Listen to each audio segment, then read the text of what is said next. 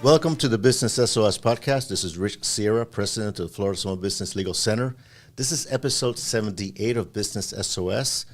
We're very excited that you're here with us this morning. Today is Thanksgiving weekend, so happy Thanksgiving to all of you, and thank you for listening. Today we have a very special guest. I'm very excited that we have David Kinigson with us. He's the author of The Power of Asking What. Before I ask questions, I want to give you a little background on David. I'm very excited that I read his book, and you're going to recommend this book to all of our listeners. David is a renowned leader in personal development and transformational education. With over 40 years of experience, his career spanned roles such as creative director, educator, keynote speaker, consultant, mentor, and career coach. His methodology blends his background in arts, academics, and life experiences to inspire individuals and organizations to overcome challenges and achieve sustainable success. Not only he's the author of The Power of Asking What, but he's also the author of The Haircutter's Handbook. He's a sought-after speaker, having delivered presentations on topics like the anatomy of the comfort zone, the power of asking what, and mindset in action. Known for fostering transformation, David empowers individuals to embrace authenticity, take meaningful actions, and lead fulfilling lives. David, welcome to the show. Good morning, Rich. Great to be here. Very excited that you're here today with us. And today this is the first part of 2 episodes that we're going to be doing and talking about your book. In fact, I can do a whole episode on one particular chapter. So before we start, let's start with this question. What inspired you to write The Power of Asking What? It's a great question. I love that question, and it's at the heart of the book. As human beings, we're grounded in certain principles and dynamics, and over the course of COVID, it became clear to me, spending some time on platforms like Clubhouse, that not only were there a lot of coaches, but they were asking questions about why we are the way that we are and why we do what we do. And being someone who's been involved in transformational studies and leadership skills for a great many decades, why is a kind of junior question. It might be an entry-level question, but pick a reason why. Any reason will do, but you'll always ask what, among other questions. Who, what, when, where, but why is really incidental.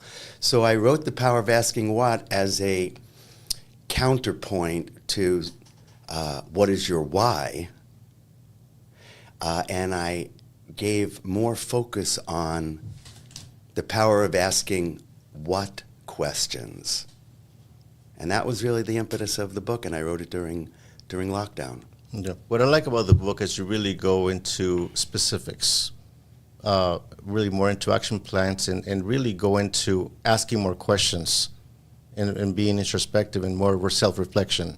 One of the chapters of the book, you talk about the conversation. What is the conversation? And you talk about 3 core conversations back in your life. Can you tell me more about those? Sure. So life happens inside of conversations that we have. And we have conversations with others. We have conversations with ourselves. And it's really, those conversations are the context or the mindset for what gives us being. Some conversations are designed for people to give us sympathy or to buy into our woe is me type of life. And other conversations are designed to empower people and give them the opportunity to overcome challenges and fears. So when I do the kind of coaching that I do, when I interact one-on-one or group, it's called conversational coaching. And so I listen for the aspect of the conversation that you're generating and whether or not it's empowering you to accomplish your goals, overcome your challenges and your fears, or is it one that's counterproductive to what you say you want out of life. So it's really about expanding the conversation so that it's more aligned with overcoming challenges and fears and accomplishing your goals. That is very good. Before we go deeper into the book, tell me a little bit more about your personal story and how you got here. Yeah, sure. I'm one of my favorite topics to talk about. I have no issue with that, and I enjoy it because I'm inspired by what it can bring for other people. At 19 years old, I really didn't know what I wanted to do with life, and I had a very limited perception of what was available to me. And I knew I could be in retail, or I could be an English teacher, and it was a very predictable future.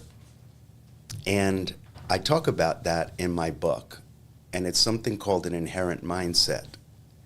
And an inherent mindset is one that gives you a very limited and predictable future, but not one that's of your creation or your design, until something happens and you have that kind of aha moment where I saw for myself the future, and it was in a hair salon. And I looked around and I saw these people having a great time. And I thought, this looks like fun. I could do this. I could do this. I can do this. And in that moment, my mindset shifted to one that was given by an inspiring future. The future that I, in that moment, saw for myself. And that is the moment I created an inspirational mindset. And I've been a hairdresser now for 50 years. I'm a leader in my field. I'm an author of a couple of books on hair and obviously The Power of Asking What. I teach advanced haircutting, and I've done editorial for the magazines, and I've been an inspirational speaker. But concurrent with that 50-year career in hair, I've also had a 50-year parallel career in personal development and what I call transformational studies, metaphysics. And so life has always been about, for me, discovering who I need to be and what do I need to do to provide transformation and the opportunity for growth for others. And that's where all of my life is directed from, both hair and what the possibility of being alive can be for people. You know, I think I told you this before. My mom was a hairdresser.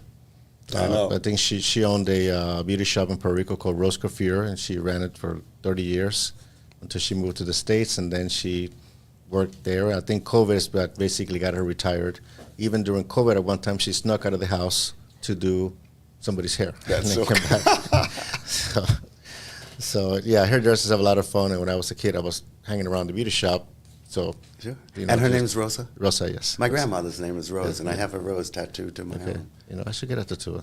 That would be nice. We'll talk about that another time. All right. Maybe segment number 3. Maybe. Sharon is back there laughing, and so is Michelle. We have a live studio audience here. The beautiful wives are here, you know, sharing the day with us.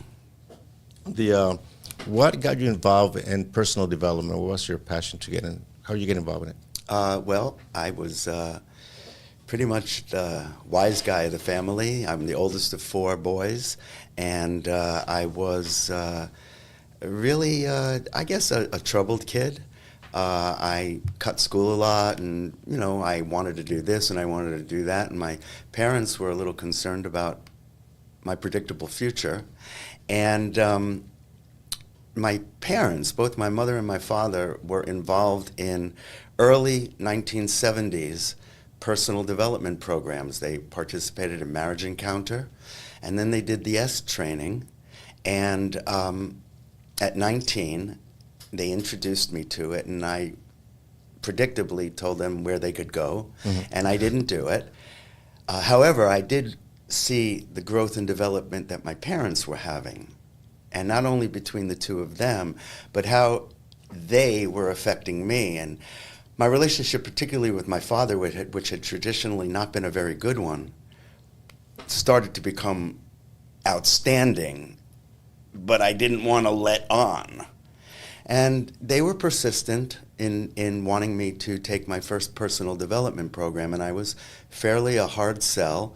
And at 21, I took the S training, and I saw what the possibility was of living a transformed life, one where you take responsibility for yourself, a life where you communicate, where you aspire to having a certain kind of integrity in your life. And I was off and running, and then I'm a fairly autodidactic person, and I began reading a great deal on so many topics, and I led programs on so many other topics, and that's how I got into it. I have to thank my parents for introducing me to my first programs on personal development.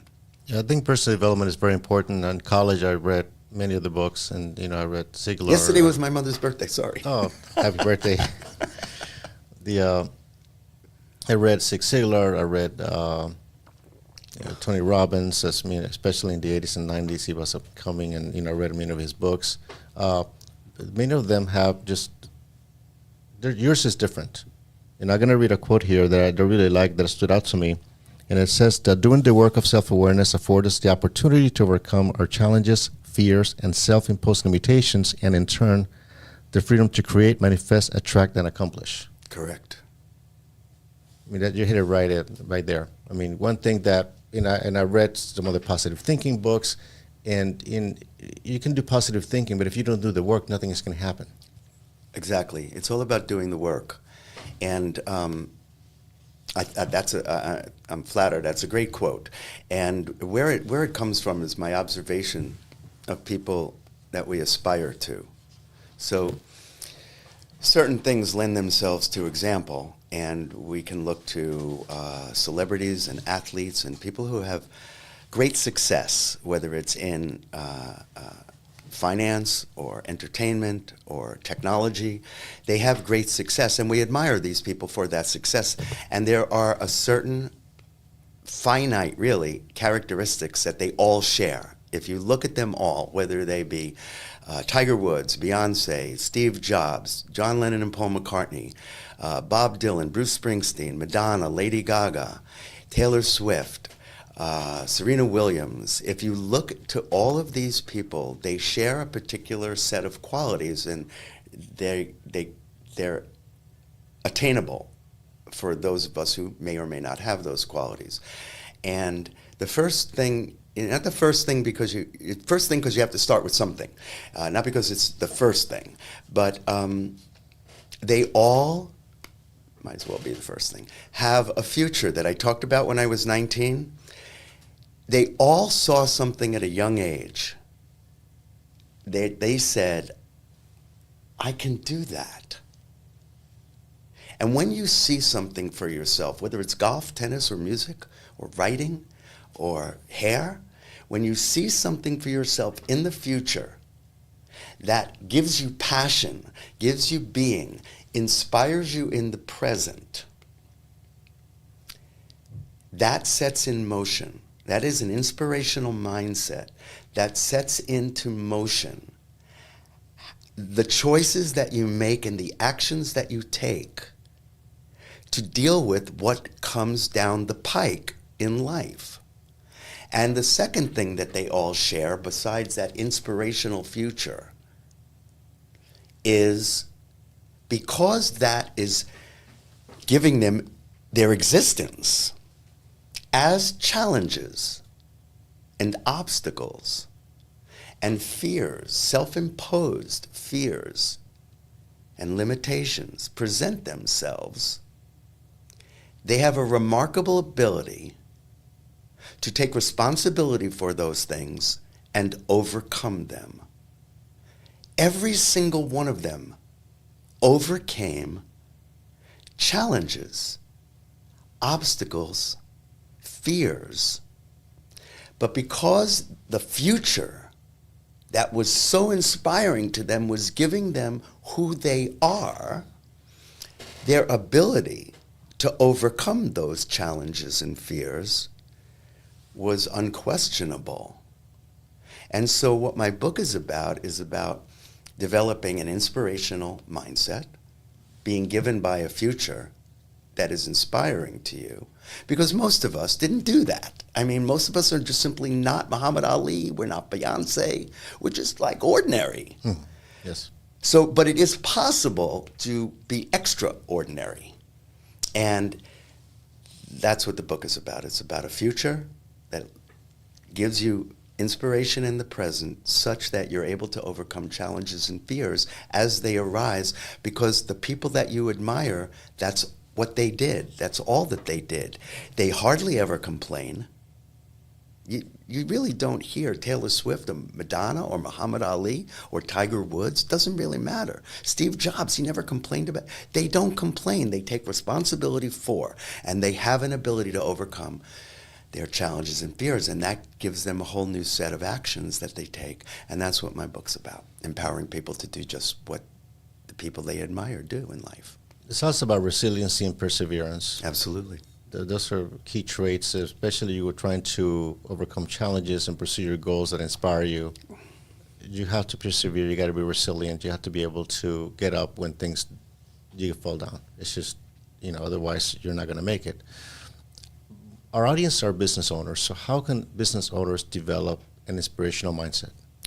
Well, here's the thing. I think it's important to recognize something that I recognized a number of years ago, and that is that I'm an incredibly challenged individual. And I think that if a person, a business leader, can recognize that they have challenges in life, that is a very, very empowering place to come from. There's a certain kind of mindset, ego set, a certain kind of person that wants to be a business leader or a leader in any field. And while we can all be leaders, and anyone at any point in their life, in their career, at their job can be a leader, not everybody can be the leader. And so when someone takes the mantle of being the leader, they have all these good ideas. And I think that if they introduced something very essential for themselves and then for the people that they're going to manage, this distinction that I call the pause to reflect.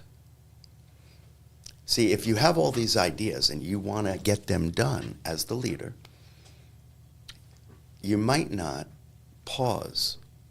And one of the key things that I find very empowering and very freeing is to recognize that I'm an incredibly challenged individual and that I rely on the kindness of strangers. We all do.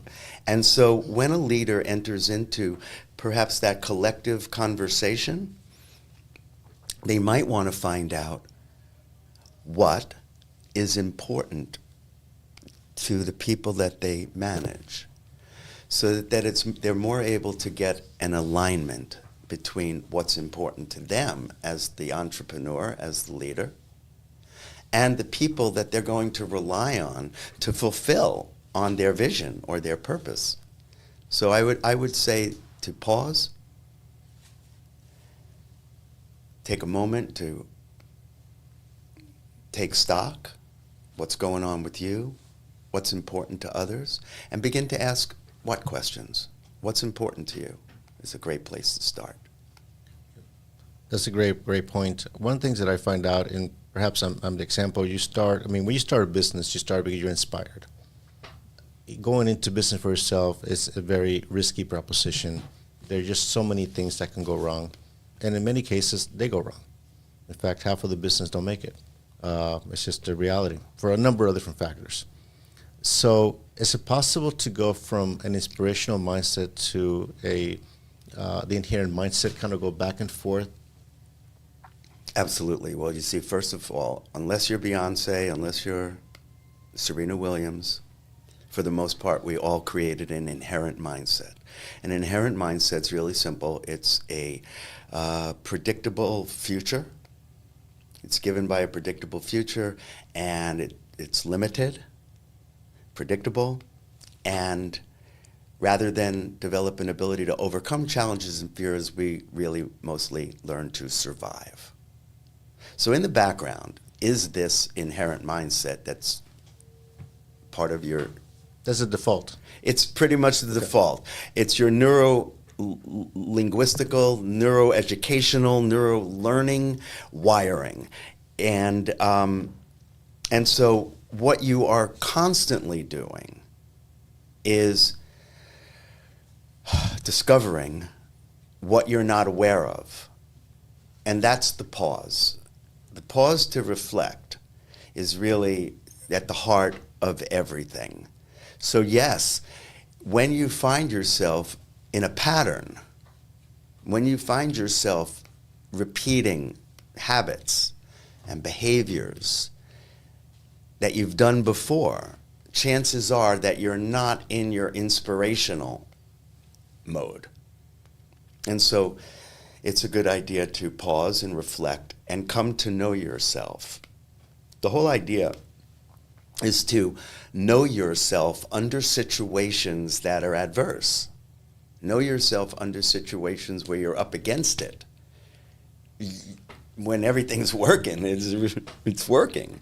But it's knowing the habits, the patterns, the body sensations, the emotions, the feelings, the predictable ways of being, the facial expressions that we make, how we are when we're private, and when we're talking to ourselves, when we're having that conversation with ourselves, where we're being right about something, where we're justifying something.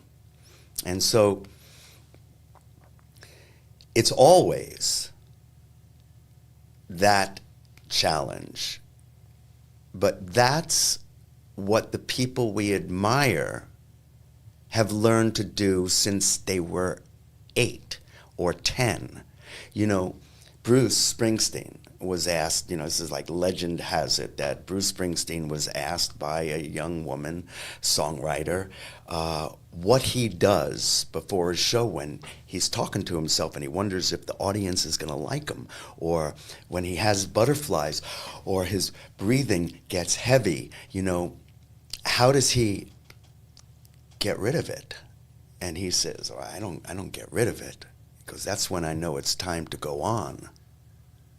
And so it's not that they don't have the same body sensations, emotions, but they have a different conversation about it. They have a different relationship to things like that. They have a different relationship for time than we do. Most of us go through life having a very poor relationship to time. There's never enough of it. On the other hand, these people who accomplish amazing things have the same amount of time we do. It's correct. It's no more time. So it's kind of a relative thing, as Einstein said. So as a leader, you are always battling that, and you want to dance with yourself. You want to give yourself a break. You want to actually know that that's part of your process. And then you can kind of say, oh man, that's me doing that again. I get angry when I am behind on a deadline. Pause, and it's in that pause that you discover that. And in that moment, you have a choice. In that next moment, you have a choice. Do I be this way or that way? So life's always a choice. It's always a dance. And however good you are at it is how much you practice. Yeah. You have to be comfortable with or pressure. do the work, as we said. Yes. Yeah. You got to be comfortable with pressure in order to True. break through. And I was going to ask you a question about breakthrough. How do you break through if you're in the inherent mindset? How do you break through to get to the inspirational mindset? Well, through what I call linear learning. So it's the practice of one moment after the next, after the next, after the next. There's quantum learning, where you can have that's a breakthrough, where you're here at one moment and then, we have a breakthrough and you're no longer here. You are a quantum leap away. And we all know we've had breakthroughs. We all know that we can talk about them. I had that moment. But most of us don't know how to cause a breakthrough at will. In fact, even the people that we admire, their ability to cause a breakthrough at will may or may not be any greater than yours or mine. So we know that we've had breakthroughs. We know that we want to have them, but we don't necessarily know how to cause a breakthrough, right? And so what you can do is set the stage for a breakthrough. And that would be by doing the work of one alteration of a habit, one slight change over a period of time, like 28 days to a quarter. So if you want to have a breakthrough in something, but you don't know how to cause it instantaneously, what do? How do you do it? You do the next thing that's in front of you. You know, you have a goal.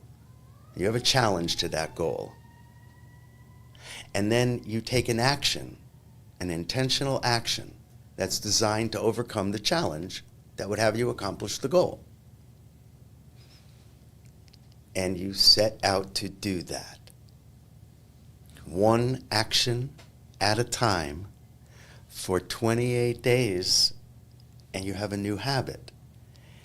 That sets the stage for breakthroughs. It's a whole other conversation rather than explanations, excuses, reasons why it didn't turn out. You talk about repetition. One of the stories that jumped out at me was, which I related to, and as you know, we're both students of the martial arts. We're both black belts in Taekwondo. My wife also is a black belt in Taekwondo as well. The study of the martial arts, and the story you talk about the students, about sparring and how one was struggling and they both improved. And I love I love martial art. I've been doing martial arts since I'm 9 years old, and then, on and off. And fortunately, I have 2 different black belts in judo and taekwondo. But the principles of the martial arts teaching are the same. Successful repetition, and you gradually, get better. And one of the things you said, that anybody can get better at something if you try. But in terms of breakthrough, what I find out is that you sometimes don't recognize how much you are improving. Your instructor does, but you don't see it. We've been doing this for many years, and sometimes you go to class and say, I'm not getting better, I'm not getting better, I'm not getting better. But you are. And then when you are assigned to teach a white belt or a lower ranked belt, you realize how much you have improved. Or when a technique, you're competing, or when you're sparring with somebody and something clicks and works. You've practiced it for 10 years, and all of a sudden it becomes natural and it becomes automatic. That's when you realize, yes, I broke through, I got it. And we don't realize what it takes. And when we go to different martial arts schools, we see the black belts and the expertise that they have. We're like, we're never going to get there. But we might be able to get there if we practice enough. But we're going to get better at our own pace. But I realize that when we are teaching younger ranks or people that are lower ranks, how much really we know. But we don't see it in ourselves. Do you find that to be true, as people don't realize how much they have actually improved? Whether it's music, martial arts, or. Well, you've touched on so many points. First of all, we don't see our improvements like watching a child grow. Yeah. You don't see every day, but when grandma and grandpa come over and haven't maybe seen them for a while, oh my God, you've grown. So it's kind of like that. And one can have an inspirational mindset about anything at any time. And when you start out as a white belt in martial arts, you compare yourself to the other people around you. And that's kind of human, that's kind of natural, but it's also a pitfall to compare yourself to others, and we often compare ourselves to ourselves, usually a younger version of ourselves. We will compare ourselves to as we get older. But you can always invent an inspirational mindset, and that's seeing a future for yourself. So if you enter into the martial arts and the future that you have for yourself is a black belt within a period of time, then it is that future that gives you the training. It gives you the work. It's what's inspiring or informing the work that you do, called training. And that's important. So as you enter into projects, whatever project it may be, whether it's your garden or a black belt, entering into it for a future that inspires you in the present will empower you to overcome the challenges and fears that you face. And I owe it to my Shabam Nim, my Kwangjun Nim, the owner, the proprietor of the Taekwondo dojang that I went to, where many of us dealt with this, which is how come somebody who's not as good, or apparently not as good as someone else, gets to advance. But the difference is how a 19-year-old advances is very different than how a 50-year-old man, who they might have started at the same time, but how they improve is remarkably different. But it's the improvement that my master was pointing us to, not how high you could kick, but the improvement that people were having. And it's interesting how when the two of them might fight, how often the older, less flexible black belt might win over a younger black belt who could kick higher but had not as much wisdom. So these are the kinds of things that you've touched upon, and I think in everything that we do, having an inspirational mindset to overcome the challenges and fears that we face will make a difference. And then the last thing that you touched upon is, is what I call the playground for mastery. And the playground for mastery in any field is sharing the knowledge that you have with another, because you have to examine what you take for granted in such a way that they can get it. And when you do, share it effectively with a lower belt, to keep in the analogy that you were using, then your ability to learn has expanded, because it's in the teaching of another that you have the opportunity to really go beyond what you've learned in the past, but that's the playground for mastery. So you opened up such great distinctions in your question. No, thank you. Have a few more minutes before we close this segment. Talk to me about comfort zone. And I know we can do a whole segment in comfort zone. Comfort zone. Wow. Well, we could, and I don't know how much time we have, but so I don't necessarily want to go too deep into it, but we all have a relationship with our comfort zone, which is it's a familiar feeling. It's a familiar and relaxed feeling. There's no risk, there's no urgency, and everything is pretty okie dokie. And we return to our comfort zone, those familiar feelings, those familiar emotions, because they are comfortable, and that's why it's the comfort zone. And that is really our box. That is the box. When we say inside the box, that's the box. But there's a flip side to the comfort zone that we don't necessarily acknowledge or even aware of. I don't think many people talk about it.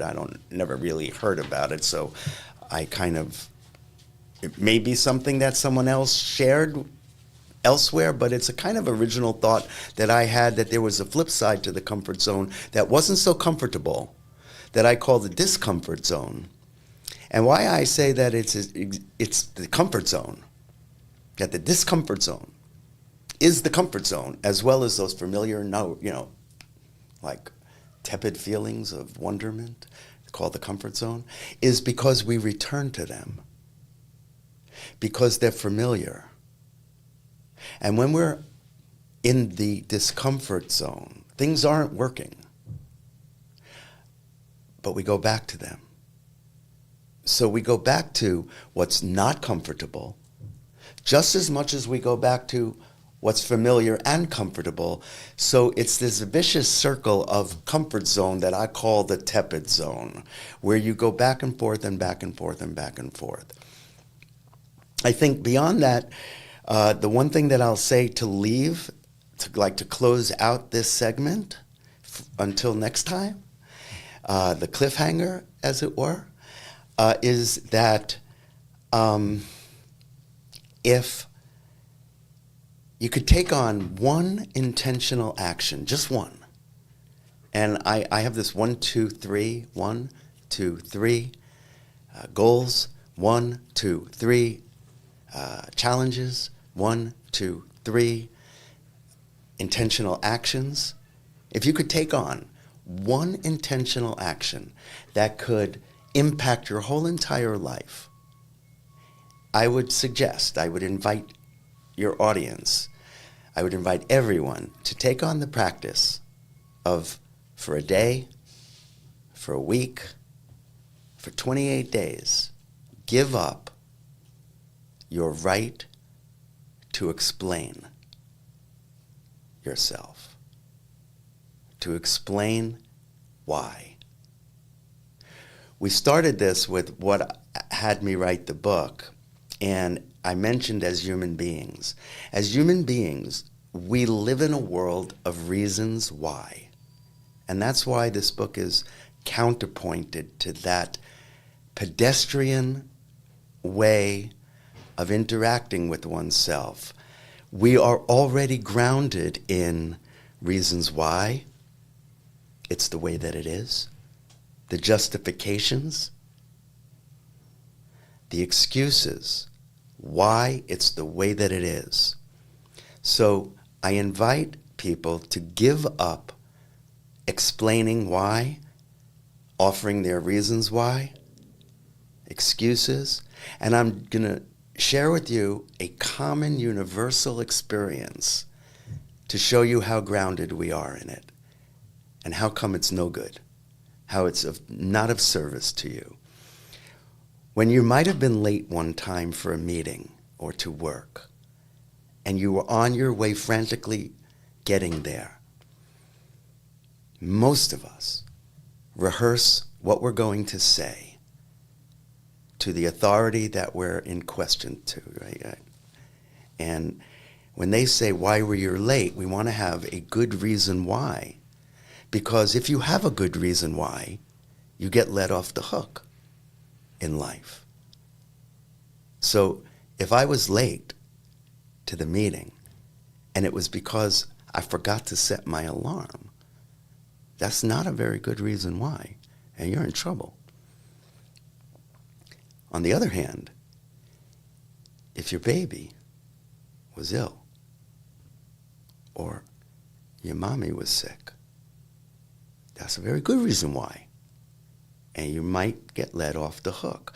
So we live in a world, the conversation we traffic in is designed to keep us small. And it begins with giving up the right, your human right, to explain why, reasons why, justifications, and excuses. So I invite on this grateful, thankful weekend, as we enter the holiday season of giving thanks and gratitude and taking stock of our blessings, to take on one intentional action that would have us accomplish what we want out of life, which is joy, love, health, success, and that is give up making excuses, give up telling your story, give up reasons why, and see what happens next. It's a great challenge. David, what is the name of the book? The name of the book is The Power of Asking What? How can people find the book? Overcome Your Challenges and Fears, a conversation for mindset in action. You can find the book by going to Amazon.com. My name is David Kinigson, and you can see all my books up there. And I'm available on social media, so anyone who wants to reach out can reach out to me. And I even often send out signed copies. So the best way to reach you is through social media? Social media, I'm on Facebook, I'm on Instagram. Just type in your name? Yep, and I also am putting the finishing touches on davidkinigson.com, which talks about my books and my classes, my conversational coaching, and all the different things that I'm up to.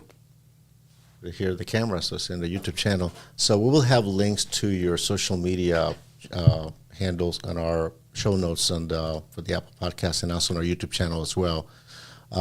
To our listeners, I highly recommend you read this book. I read it twice. You'll get a lot out of it, especially now during the holidays, and you're looking for the year's resolutions. You will want to get this book. It'll certainly start your 2025 in the right way. David, thank you very much for being a part of the show. Can you stay a little bit more so we can do another one? Yes, I can, and I want to thank you. You're welcome, and thank you very much for having me as a guest. It's really been a great conversation. Appreciate you. Thank you very much.